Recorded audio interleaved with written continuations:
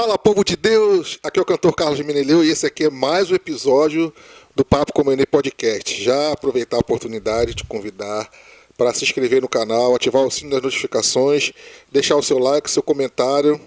Assim, o YouTube entende que esse vídeo aqui é relevante para as pessoas interessadas. Eu estou aqui tendo o prazer de receber o nosso querido Rochester Santana. Muito obrigado por vir aqui no meu podcast. Que isso, eu que agradeço a oportunidade. Agradeço aí, tô em casa, tô entre amigos e vamos embora.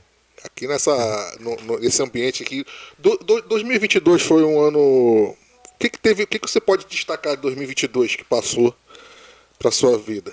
Para mim foi um ano muito desafiador. Eu moro há um ano no Rio de Janeiro, cheguei aqui em 2022, debaixo de uma palavra de Deus, debaixo de uma convicção. Em 2018, Deus falou comigo que ele estava sendo falado muito no Brasil sobre avivamento. Sim. E eu sempre fui um apaixonado pelas histórias do avivamento. Eu sempre fui, eu falei, Deus, não importa o que você vai fazer, aonde vai acontecer esse avivamento. Se eu for o cara que vai ali ligar um cabo, vai varrer uma poeirinha, eu quero fazer parte desse avivamento. Eu não preciso ser o centro das atenções, não. Sim. E eu lembro que em 2018 eu vi, foi uma intuição minha, eu ouvi o Espírito Santo gritando no Rio de Janeiro. E ali eu tive uma convicção e que você estava onde? Eu estava em Belo Horizonte. Belo Horizonte. Eu tive a convicção que Deus ia fazer algo no Rio de Janeiro. E talvez é o lugar que todo mundo menos espera, né? Por causa da fama do Rio de Janeiro.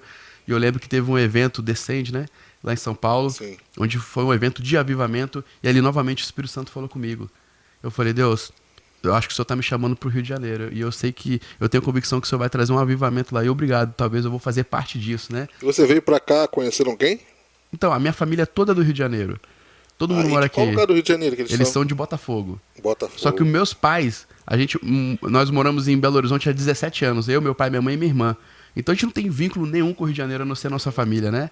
Inclusive meu pai aposentou lá em Belo Horizonte, tinha igreja lá, eu tinha meu emprego, tinha toda a minha vida lá. E eu vim por causa de uma palavra, eu não contei pra ninguém, guardei essa palavra comigo até o dia que meu pai chegou do nada. Lá em casa a gente estava almoçando e ele falou, eu sei que você já tem aí 36 anos, sua irmã já tem quase 40 anos de idade, vocês já têm a vida de vocês, mas o Espírito Santo de Deus está mandando eu voltar para o Rio de Janeiro. Vocês podem ficar aqui. Aí na hora eu comecei a chorar. Eu falei, pai, Deus falou a mesma coisa comigo. E agora está testificando. Então, o ministério tem a ver com a família. Eu queria então que Deus está enviando a nossa família para o Rio de Janeiro. Nós vamos voltar para perto dos nossos parentes, né?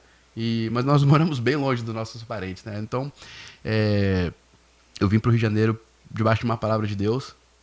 E assim, no início é tudo empolgação, né? No início a gente fica feliz, a gente fica, cara, Rio de Janeiro, praia, eu gosto de surfar, gosto de fazer trilha, entendeu? Mas foi passando um período assim, o ano foi ali, né, 2022, né? Foi passando, as coisas foram acontecendo, de repente eu comecei a olhar muito para as circunstâncias, comecei a olhar muito para as dificuldades que se tem em morar no Rio de Janeiro, né?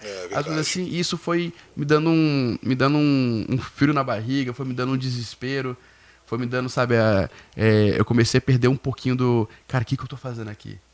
Lembra que eu falei com você que a convicção que eu tive em 2018 que Deus me chamou para essa cidade, de repente eu comecei a olhar para as dificuldades, para a cultura completamente diferente, eu comecei a desanimar. Em 2022 eu comecei a me questionar, será que eu ouvi a voz de Deus? Será que eu fui obediente? Eu sempre levei comigo uma palavra que eu recebi ela em 2016, não é sobre o lugar da oportunidade, é o lugar da obediência, sabe? A gente sempre, como jovem, a gente acha que a gente inventou a roda, né? Então a gente está sempre buscando a oportunidade de ser visto, sabe? Mas Deus, ele tem um compromisso com pessoas obedientes. Então não se trata do lugar da oportunidade, se trata do lugar da obediência. Então o Rio de Janeiro para mim foi o lugar da obediência. Então eu me apeguei a essa palavra. Deus, hoje não faz mais sentido eu estar no Rio de Janeiro, sabe? Hoje as coisas... Aqui o Rio de Janeiro é uma cidade muito cara, né? Então eu falei, Deus, eu tô aqui por causa de uma obediência. Eu tô aqui por causa de uma palavra. E às vezes, por várias vezes eu duvidei dessa palavra. Mas o que me mantém aqui até o dia de hoje é a obediência. Por mais que eu não esteja vendo nada, por mais que, sabe, o vento tá soprando, o barco tá balançando, o que me mantém aqui no Rio de Janeiro é uma palavra de Deus. E eu sei que no tempo certo as coisas vão acontecer. Amém, amém. E essa experiência maravilhosa que você teve ano passado, e qual foi o leque que se abriu para 2023 para você? O que você espera desse ano? Bom, tá bem no início, isso, né? exatamente, quase no final do Rio de Janeiro. Eu acredito que assim, o ano passou, né? E foi um ano de, tipo assim, um ano que me chacoalhou muito, sabe? Então, tipo assim, é como se Deus ele tivesse separado aquilo que era da minha emoção e aquilo que era convicção, entendeu? Então eu entro para esse ano assim convicto. Eu entro para esse ano assim, apesar que ainda é um desafio, sabe? Tipo, eu entro para esse ano assim com convicção de das coisas que Deus vai realizar através da minha vida, sabe? Que não tem a ver comigo, tem a ver, a gente conversou isso antes, né? Tem a ver com o reino de Deus, tem a ver com ele, tem a ver com o celeiro que é o Rio de Janeiro, sabe? Quando você é de outra cidade que não seja o Rio de Janeiro, tem aquela fama, né? A galera fala isso, fala muita coisa, mas assim, observando o Rio de Janeiro, ele precisa de um avivamento, o Rio de Janeiro ele precisa da presença de Deus, o Rio de Janeiro ele precisa de homens de Deus, né? E então eu tô com essa expectativa de conhecer novos homens de Deus, assim como eu tô conhecendo, e a gente morrer por Jesus aqui nessa cidade, sabe? E eu creio que vai ser incrível, porque o carioca, ele é muito sedento. O carioca é um cara que, tipo assim, da mesma forma que ele se entrega pra perdição, se entrega pro pecado, se ele for bem orientado, se ele realmente ele tiver, se você conseguir fazer com que ele tenha uma experiência com Deus, ele vai se entregar pra Jesus. E isso, eu ouvi isso me animou muito. Isso me animou muito, sabe? Eu lidei com meninos aqui que eles foram pra igreja, eles estavam super animados com o reino, mas assim, os caras não sabiam quem era Sansão. Aí, sabe, eu falei, pô, como que você tá na igreja e você não sabe quem é Sansão? Sabe? Mas aí eu comecei a ver assim, cara, pô, pra mim foi muito prazeroso ensinar quem é, ensinar a Bíblia. Sabe, porque às vezes eles estão ali na igreja só por causa de, sei lá, eu brinco muito isso, né? Que às vezes a galera quer servir a Deus, mas eles só querem uma oportunidade, né? Um microfone. E vida com Deus é Bíblia, é oração, sabe? É você conhecer. Nós fomos chamados para conhecer a Deus, né?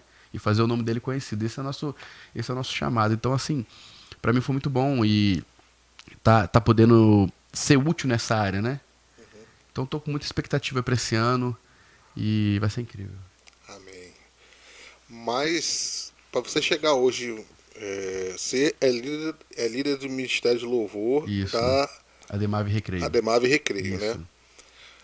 Mas, assim, para você hoje ser ministro de louvor, precisou ter um preparo, Sim, né? E acredito não, tenho a certeza de que o Centro de Treinamento de Ministério Diante do Trono sim, foi um marco sim. na sua vida. Uhum. Como é que foi? Como é que surgiu? A gente sabe que foi um treinamento altamente divulgado no Sim. Brasil todo. Eu lembro na época que começou, né, a ser divulgado, que começou as primeiras turmas. E como é que surgiu essa oportunidade? Você sempre buscava uma oportunidade para estar lá? Ou surgiu através de uma necessidade no momento? Como é que foi isso? Bom, na verdade, é que a gente conversou, né? Eu tenho esse lema da minha vida, né? Não é sobre a oportunidade, é sobre a obediência. Na verdade, eu trabalhei mais de 10 anos como metalúrgico, né? Em Belo Horizonte.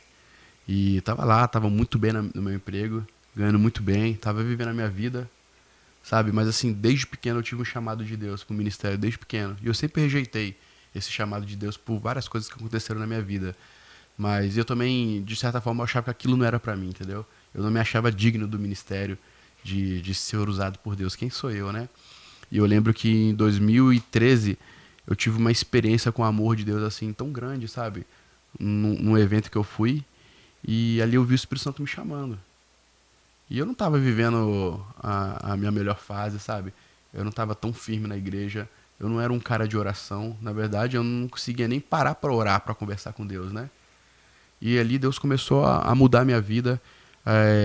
Eu comecei a mudar dentro da empresa. E ali eu comecei a sentir muito forte que o Espírito Santo estava me chamando. Só que ele não estava me chamando para simplesmente agora servir dentro da igreja. O Espírito Santo estava me chamando para eu dedicar minha vida a ele. E o Espírito Santo começou a me lembrar de palavras que ele me dava quando eu tinha 6 anos de idade, quando eu tinha 7 anos. Eu cresci ouvindo profecias que eram faladas a meu respeito, meus pais me contando. Então eu comecei a ter tanta experiência com Deus, tanta experiência com o amor de Deus, tanta que eu me rendi. Só que assim, você largar um emprego de 10 anos, ainda mais nos dias de hoje, que é muito difícil, sabe? Uhum. Eu tava com minha vida estabilizada, eu precisava realmente ter uma palavra de Deus. Eu precisava realmente ter uma convicção de Deus, né? E Deus começou a me dar as palavras. Eu lembro que o meu chefe, ele é espírita, ele nem cristão é, né? Aí ele é um italiano, né? Ele falava assim pra mim, menino, você é um cara muito especial. Eu só aceito te perder pra esse seu Deus aí. E porque eu sempre pedia pra ele me liberar pra mim nas conferências, né? E ele sempre me liberava, porque ele via que isso me fazia muito bem. Aí teve um dia que ele chegou pra mim assim e falou: Eu sinto que esse é seu último ano. E eu tô falando de um cara que era espírita, né? Esse é seu último ano. Eu sinto que eu vou te perder pra esse seu Deus. Aí eu falei: Deus, não é possível, o senhor tá usando uma mula pra falar comigo, né? E eu falei: Deus, se o senhor tá nisso. Eu trabalhei muitos anos lá. E se eu pedisse contas, eu não ia conseguir pagar os investimentos que Deus estava colocando no meu coração. Eu falei: Deus, se o senhor tá me chamando pra isso também, ele não só vai me mandar embora, vai me dar todos os benefícios que eu tenho, mas vai me dar um a mais. E Deus me deu uma confirmação e eu agora, tipo assim, ou eu ficava naquela de pedir pra Deus repetir aquilo que ele já tinha me falado, ou dava o meu passo de fé, né? Eu decidi, eu falei: cara, eu vou mudar de vida.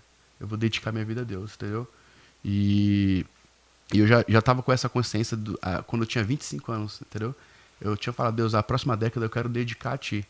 E a gente esquece, né? Mas Tinha Deus quantos anos quando tomou essa decisão? que eu tomei a decisão, eu tinha 25 anos. 25 Mas eu demorei mais uns 3 anos pra concretizar ela. Só que ali eu já tinha mudado a minha vida. Só que eu ainda estava no trabalho. Então, nesses 3 anos foi que eu comecei a crescer em Deus e Deus começou a me chamar. Então, tipo assim, já se passou uma década, né? Agora eu tenho 36 anos, né? E, e eu lembro que Deus, eu pedi as contas, conversei com meus pais e meus pais não iriam aceitar, mas meu pai falou assim: Deus está contigo e você tem todo o meu apoio. E eu comecei a conversar com o meu pastor, cara, Deus está nisso, você tem meu apoio. E eu fui conversar com o meu chefe. E eu trabalhava muitos anos para ele, muitos anos mesmo. E ele, tipo assim, ele falou: pô, tô perdendo meu melhor funcionário e eu vou te mandar embora. E não só, ele não só me mandou embora, e eu pude ganhar todos os meus benefícios, como ele me deu um bônus, me deu, assim, dinheiro que pagou vários cursos que eu fiz. Todo treinamento que eu tive ministerial, eu paguei, e foram treinamentos caros, eu paguei com o dinheiro que ele me deu, Com bônus. com o bônus que ele me deu. Então, em 2016, eu estava numa conferência chamada One Thing, né, do F-Hop. Eu sempre admirei essa casa porque era uma casa que eles começaram há 50 anos atrás, uma oração que não terminou até hoje. Eles estão 7 dias da semana, 24 horas por dia orando há 50 anos. Vários turnos de oração. Os cara, tipo assim, eu sempre admirei, porque as grandes músicas que a gente traduz e cantam vieram dessa casa, entendeu? Aquela Pai Nosso, é só uma delas, tipo, mas tem várias. Eu sempre admirei. E eles abriram uma casa em Florianópolis. Só que é um curso muito caro, um curso muito assim. Só que Deus me deu recurso. E eu fui para aquela casa e eu fiquei ali 6 meses. E ali eu tive, tipo, um choque cultural ali. Eu tive, sabe, espiritual, na verdade, falando, né? Porque eu lembro que a minha primeira experiência ali que eu cheguei, tinha um cara. Eu cheguei às 7 horas da manhã lá, e lá era aulas de teologia, Bíblia, oração, de 7 da manhã até 10 da noite. Eu cheguei lá, 7 horas da manhã, tinha um cara de joelho orando. Quando eu voltei, 10 horas, ele ainda estava lá orando. Eu liguei pro meu pai e falei: pai, não é possível isso. Eu não aguento. Eu não aguento orar 5 minutos. O cara ficou o dia, eu tô no lugar errado. Porque a única coisa que esses caras fazem aqui é orar. Eles passam o dia todo orando. Eles passam o dia todo cantando músicas cristocêntricas, né? Só eu te exalto, só Jesus. O tempo todo eles estão adorando a Deus. Eu falei: pai, eu tô no lugar errado. Não é nada emotivo, é algo totalmente espiritual. Eu tô no lugar errado. Eu falei: não, cara, meu pai virou pra mim: cara, talvez você esteja no lugar certo. E ali eu comecei a ter choque. Ali realmente eu conhecia Deus. Eu tive a minha experiência com Deus naquele lugar. Porque eu nunca fui um cara de ler muita Bíblia até aquela época. Eu nunca fui um cara da oração até aquela época. E ali eu tive uma imersão na Bíblia. Eu conheci a história de Jesus na Bíblia. E com isso eu tive minha experiência com Jesus. Eu tive minha experiência com Deus. E aquilo mudou minha vida, sabe? De repente eu me tornei aquele cara que eu parava para orar com Deus. E quando me dava por conta, eu já tinha passado horas com Deus, né? E não era por causa de vaidade, porque eu oro muito. Não era porque eu preciso de Deus. Eu preciso muito de Deus. Acho que o que me sustentou essa década inteira firme nos caminhos de Deus não foi fácil, foi a minha vida de oração e leitura da palavra, né? Tem até um versículo que eu não me recordo qual que é agora, mas ele fala: não é a árvore que sustenta a raiz, é a raiz que sustenta a árvore. Então ali eu aprendi esse princípio, né? Que tipo, de mergulhar em Deus, sabe? De fazer dele, né? O meu refúgio, o meu amigo, né? Então eu comecei essa minha jornada no F-Hop. E ali eu planejei voltar para minha vida antiga, né? Porque 25 anos você tá preocupado, você quer casar, você quer ter sua vida, quer ter a sua qualidade de vida de volta, né? E não parei por aí. Depois Deus me chamou Lembra que eu falei que não é sobre o lugar da oportunidade, é o lugar da obediência? Ali eu tive uma grande oportunidade de ficar naquele lugar que tava para explodir no Brasil inteiro, mas Deus me chamou para voltar para Belo Horizonte, para minha igreja. Minha igrejinha pequenininha, para ajudar lá, para servir. Aí eu, por obediência, eu fui, mas eu não queria, né? Porque eu achava que lá não ia dar em nada, né? Mas eu fui porque eu fui debaixo dessa palavra, do lugar da obediência. E passou um tempinho, eu fui pro Dunamis, né? Que é uma outra grande escola de líderes que tem no Brasil. E novamente Deus abriu as portas para mim lá. Eu consegui pagar, Deus fez um milagre. E ali eu fui preparado na minha liderança. Eu lembro que o Theo Hayashi, ele é um cara que ele sempre fala isso, né? Antes de você ser um grande homem de Deus, você tem que ser homem primeiro. Então ali, o que eu tive no F-Hop de ser preparado espiritualmente, no Dunamis eu tive uma preparação para ser homem.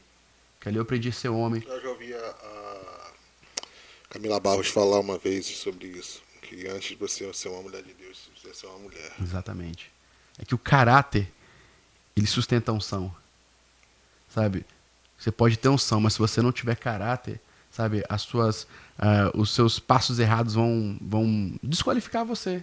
Não é que Deus vai te desqualificar, mas assim, você acaba caindo, tropeçando demais, entendeu? Então ali eu aprendi a ser homem.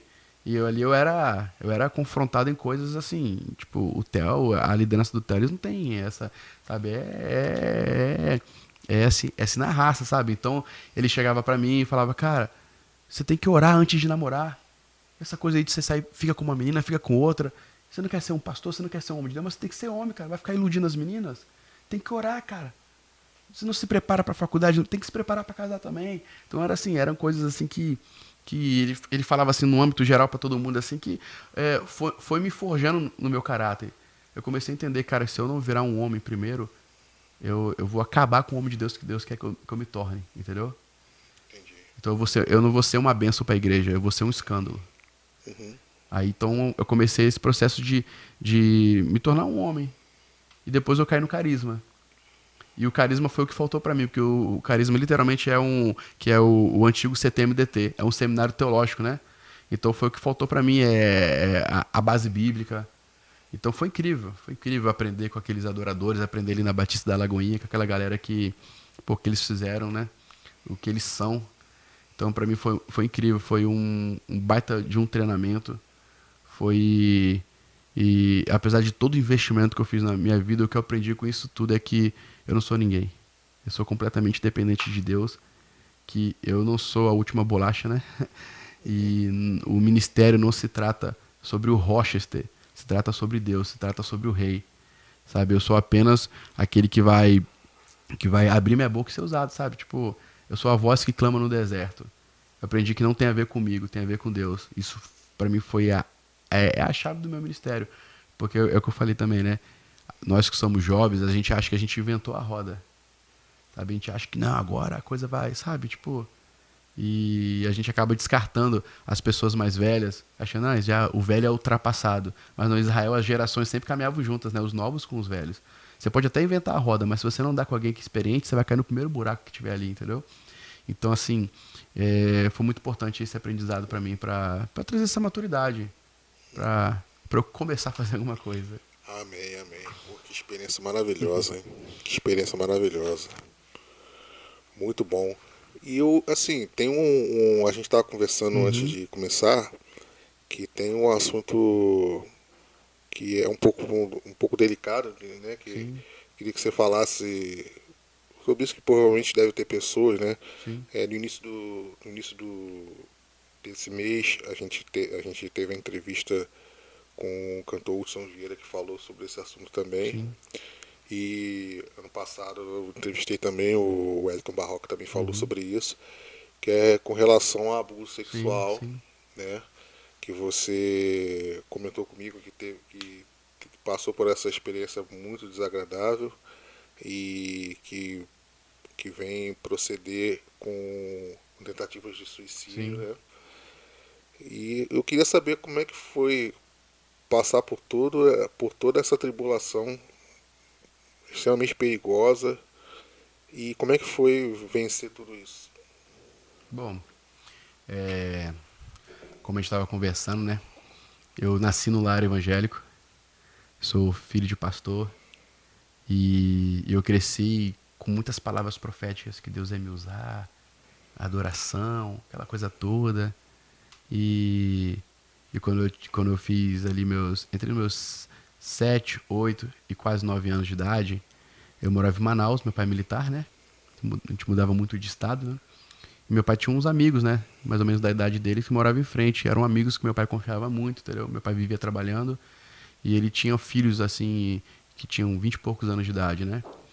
E eu lembro que é, aí começou algo na minha vida, assim, que esses abusos que a gente estava começando, né? Porque eles me chamavam para ir para casa dele para jogar videogame e ali eles faziam de tudo comigo, entendeu? De tudo mesmo, de tudo, tudo, tudo, sabe? Então, e foram quase 3 anos vivendo isso ali. E é uma coisa assim que eu guardei pra mim, mas pra mim foi muito ruim.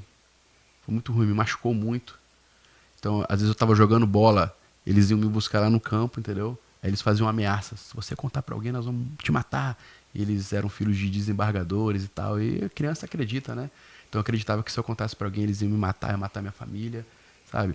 E, e durante quase 3 anos era isso. Eles me levavam pra jogar videogame, mas era pro meu pai ficar tranquilo que eu tava jogando videogame, mas eles estavam abusando de mim. E quando eu tinha que falar também que tava jogando bola. Por isso que até hoje eu não sou um cara muito chegado a videogame e futebol, entendeu? Mas hoje eu já sou curado, né? Mas assim, então aquilo ali foi algo que me marcou muito, me machucou muito, sabe? E eu lembro que eu até ia pra igreja quando eu era pequenininho, sabe? Mas assim, engraçado que a gente acha que criança ela não absorve as coisas, a gente acha que criança não sente, criança sente muito. E eu lembro que eu não tava mais aguentando viver aquela situação. Aí meu pai tinha comprado uma casa e era em frente a esses caras. E do nada aconteceu um problema lá financeiro lá em casa, que meu pai perdeu aquela casa. E pô, pra um pai que tem filhos pequenos perder uma casa é algo muito triste. Meu pai chegou lá em casa chorando, contando pra gente que a gente não ia poder mais morar lá. Porque ele tinha perdido a casa, a gente nem sabia onde a gente ia morar. Eu lembro que a minha irmã tava chorando, a minha mãe tava chorando, meu pai tava chorando e eu era o único que não tava chorando, eu tava feliz. Porque agora eu ia sair daquele lugar e aqueles caras nunca mais iam tocar na minha vida. Nunca mais ia tocar em mim. E a minha vida talvez ia ser diferente. Então eu tava muito feliz. Só que até então era algo que ninguém sabia, né? E a gente saiu daquele local, fomos morar num bairro totalmente distante daqueles caras. Ou seja, acabou os abusos na minha vida. Só que ali estava começando algo que foi muito mais terrível na minha vida do que os abusos. Porque eu guardei esse segredo e eu comecei a literalmente ser atormentado. Sabe, hoje eu tenho esse entendimento do mundo espiritual, né? Sabe, o diabo tocou na minha vida quando eu era pequeno e continuou depois que tudo aquilo acabou. Então, eu comecei de criança mesmo, ter comportamentos agressivos. Comecei como criança a ter depressão. Naquela época a gente não tinha tanto esse entendimento de depressão como a gente tem hoje, né? Mas eu comecei a ter muita tristeza, eu tinha muito pesadelos, sabe? Toda semana eu sonhava com a mesma coisa. Que eu tava sendo abusado, que aqueles caras estavam atrás de mim, sabe? Então ali começou a desencadear sérios problemas psicológicos na minha vida, nas minhas emoções, que começaram tipo assim, acabar. Eu era uma criança, mas como que eu sentia? Eu lembro que eu tinha 10 anos de idade, eu estava com meus pais, e foi a primeira vez que eu tentei suicídio, de fato, tentar tirar minha vida. Eu não sei te explicar porque que eu tinha 10 anos de idade, eu era uma criança. Que foi essa tentativa? Eu estava com meus pais, assim, esperando o sinal fechar. E assim, só que eu tava muito triste. Eu lembro que eu tava angustiado, eu era muito agitado, sabe? Eu arranquei assim a minha mão da mão da minha mãe e corri pro meio da rua. Aí tava descendo uma Fiorino, um carro, ele me atropelou, pum, me jogou pra cima, rodei, caí, acordei no hospital. E assim, eu acordei pela graça e misericórdia de Deus, que não era pra mim ter acordado. Só que assim, até então, pros meus pais, aquilo foi um acidente de criança. Ah, soltou a mão da criança, a criança correu pro meio da rua. E eu, com 14 anos de idade, eu falei, eu cresci tendo muitos problemas de depressão, sabe? Eu sentia um vazio enorme dentro de mim. Eu sentia raiva, muita raiva, muita raiva. Eu tinha raiva de tudo, qualquer coisa que precisasse de uma justiça, eu queria ser aquele justiceiro. Eu cresci com uma raiva, com uma raiva, com uma raiva. Hoje a galera fala, mano, você é muito bonzinho, você perdoa fácil. É porque eu sei o que a raiva pode fazer com uma pessoa. E assim, eu sentia muita raiva, muita raiva. Então, às vezes, eu sentia muita raiva de mim e eu tentava contar a minha vida. 14 anos de idade, eu peguei uma bicicleta e eu tava nessa semana, sabe, que tendo pesadelo, tava tendo, sabe, muitos conflitos, muito, sabe, aquela voz falando, cara, acaba com a sua vida, dá um fim a isso. Aí eu peguei a bicicleta da minha irmã, desci uma ladeira, tinha um cruzamento ali embaixo e tava passando o ônibus. E o ônibus acertou em cheio, assim, a bicicleta ficou toda amassada. E eu caí no meio dos espinhos, eu fiquei todo cortado, mas eu não quebrei um osso. Aí eu acordei no hospital e eu já tinha um pouco mais, já era de 14 anos, já era um pouquinho mais velho, né? E eu ficava assim, cara, por que eu não morri? Por que Deus tá me dando livramento? E depois, mais ou menos depois, quase com 18 anos de idade, eu tentei o meu último suicídio. Eu tava, a igreja lá fez um culto no alto de uma montanha em Belo Horizonte.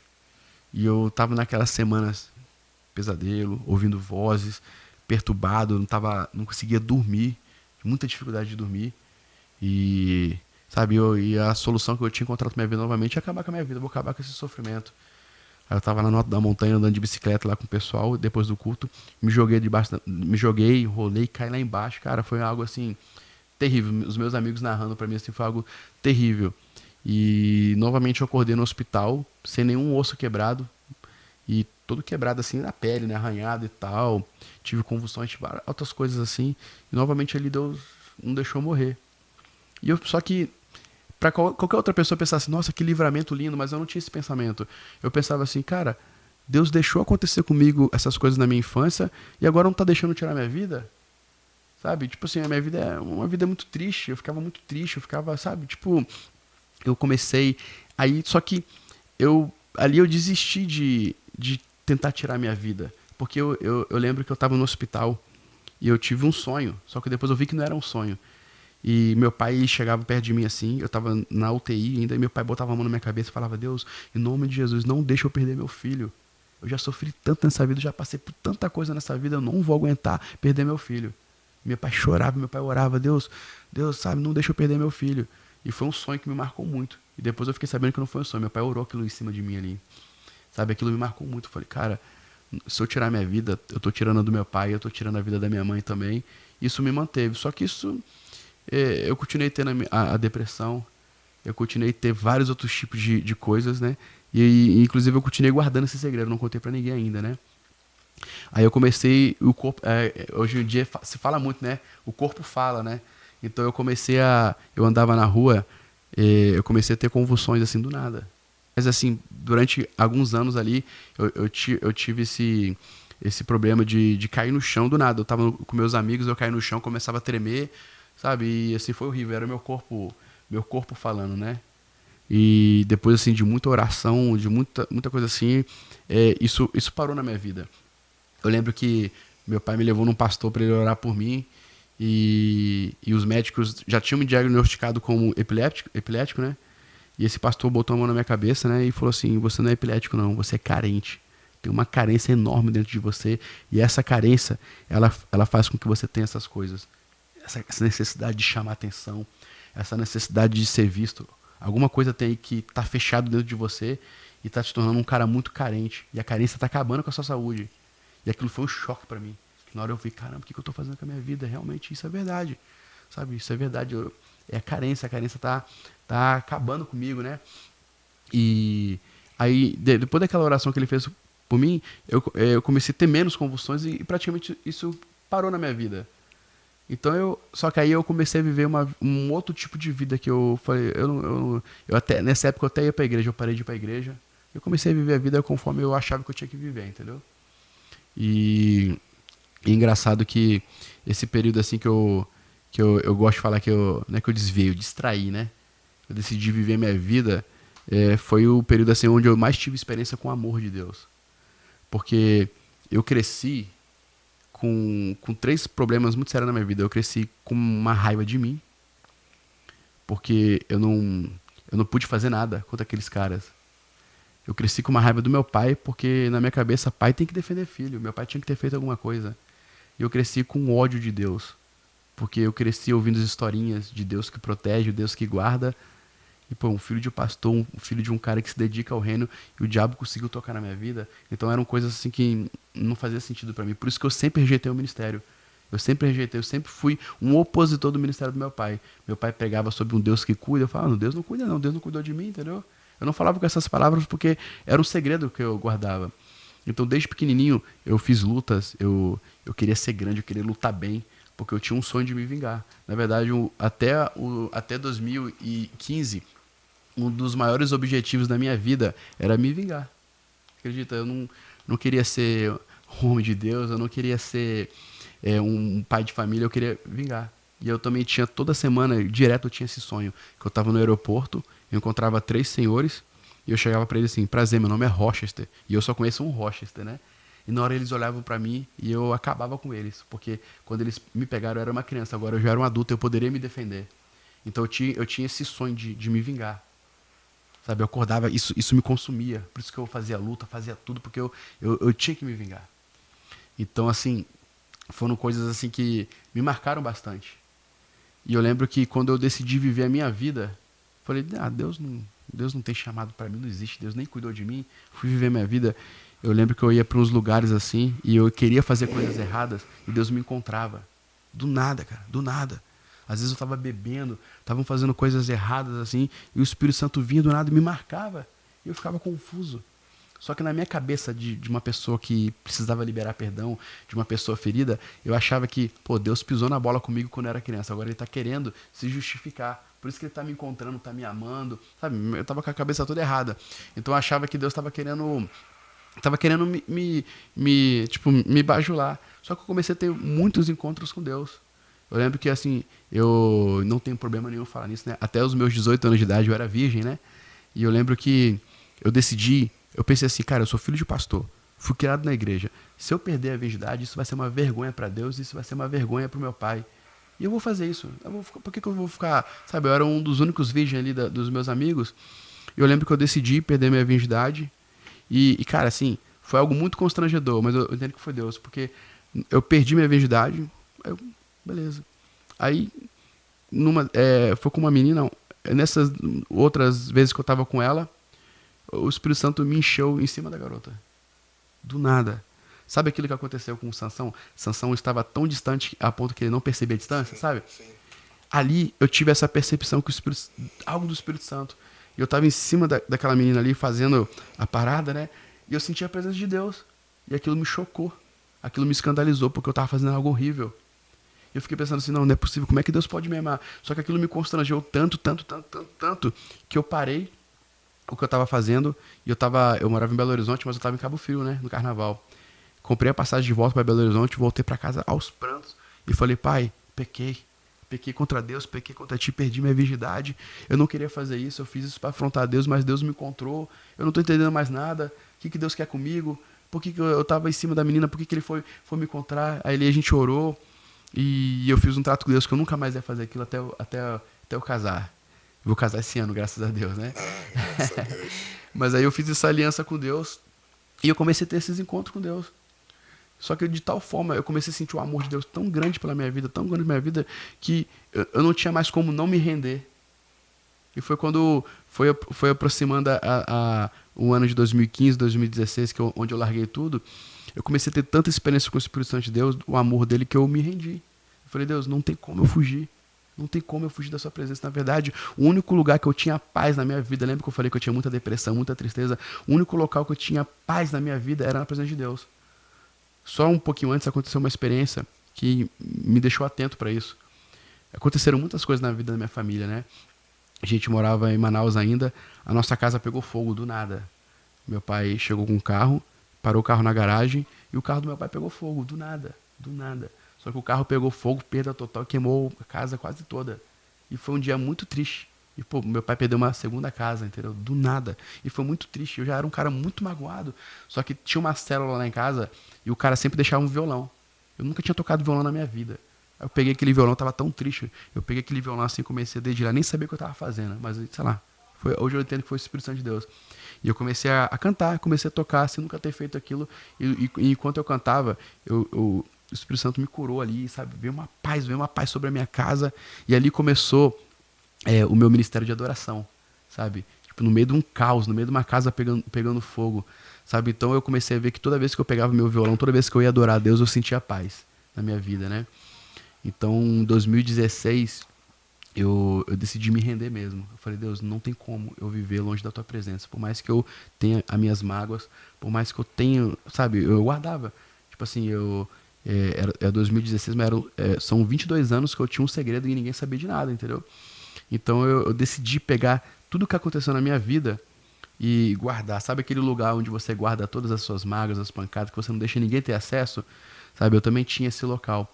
E eu guardei lá no fundo, bem lá no fundo. Eu falei, Deus, eu vou te servir, mas nisso aqui ninguém toca.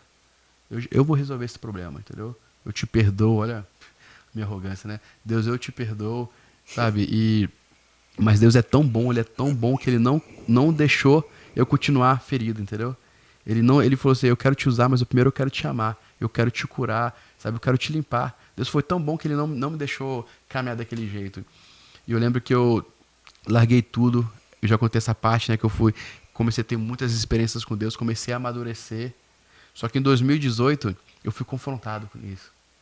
E eu já era pastor de jovens na minha igreja. Só que eu sempre fui um cara muito empolgado. Vamos. Aí o meu pastor, depois que eu fiz esses cursos todo, meu pastor, cara, lidera os jovens aqui da igreja. Eu já tinha essa liderança e tal. Falei, vambora, vou liderar os jovens aqui da igreja.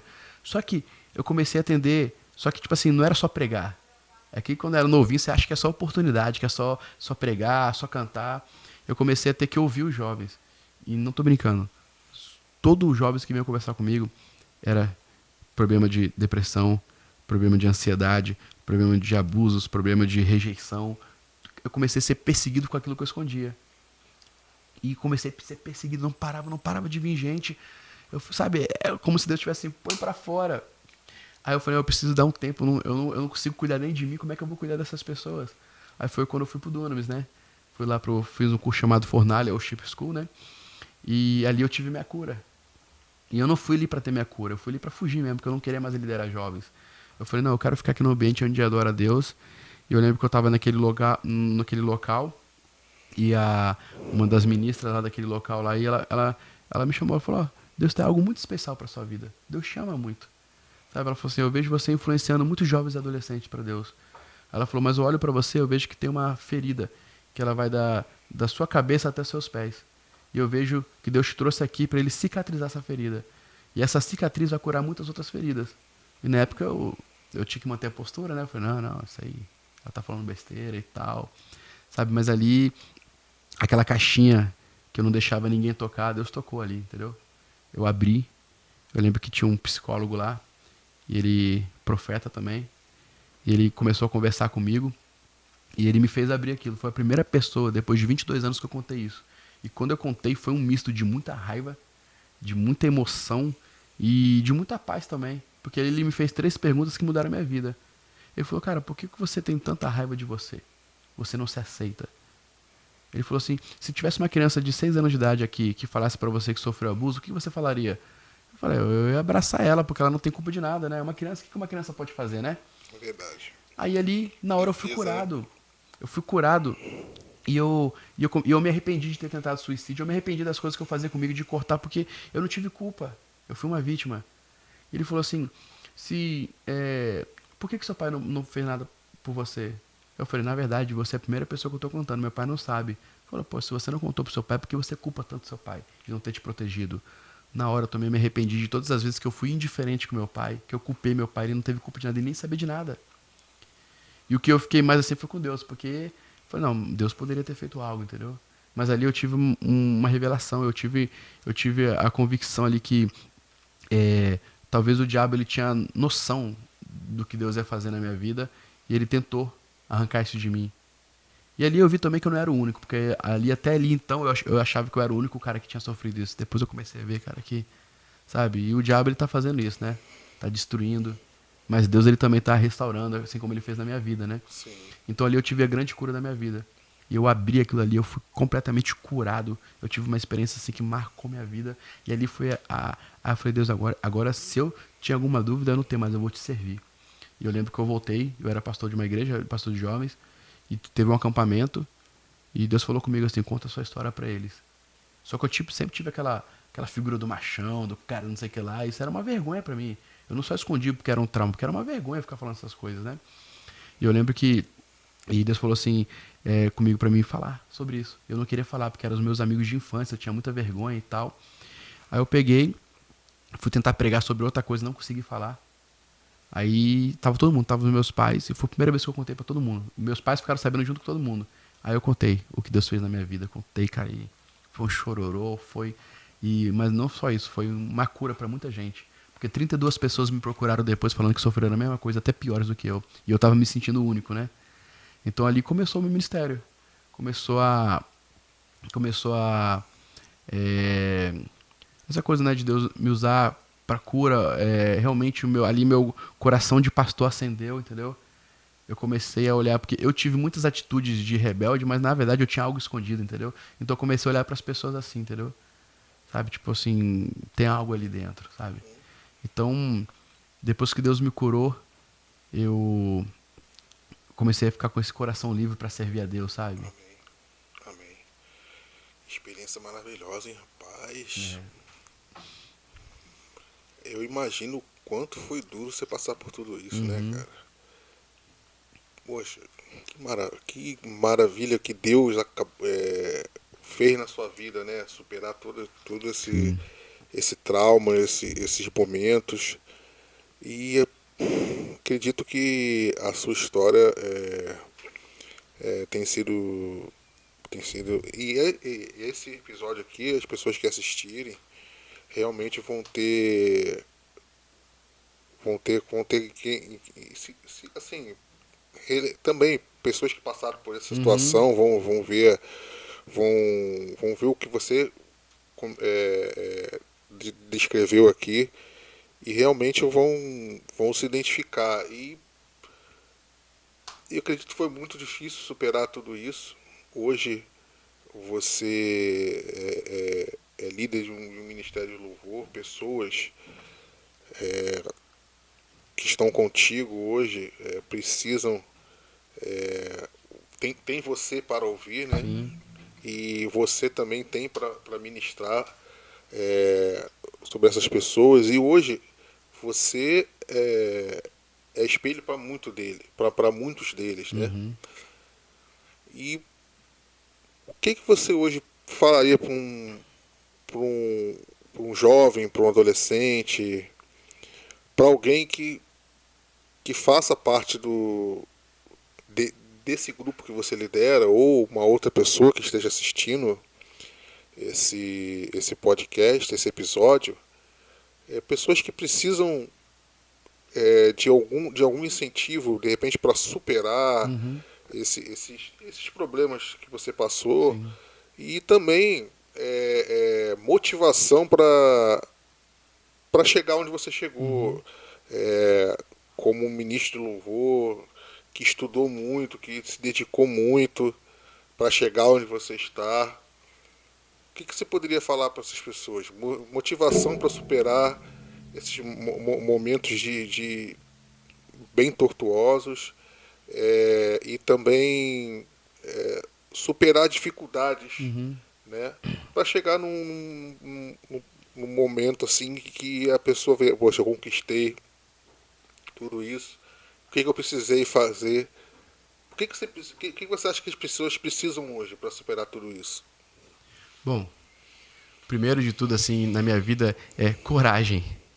Porque é, precisa ter coragem pra você abrir isso, sabe? Eu precisei ter coragem pra contar o que aconteceu comigo, ser vulnerável.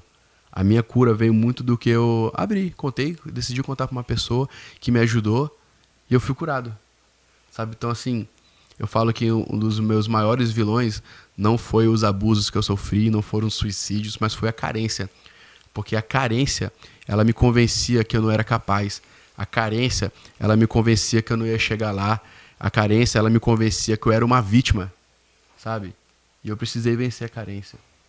Vencer aquela coisa de tipo assim, não, eu vou contar, sabe? Eu vou lutar contra aquilo que aconteceu na minha vida.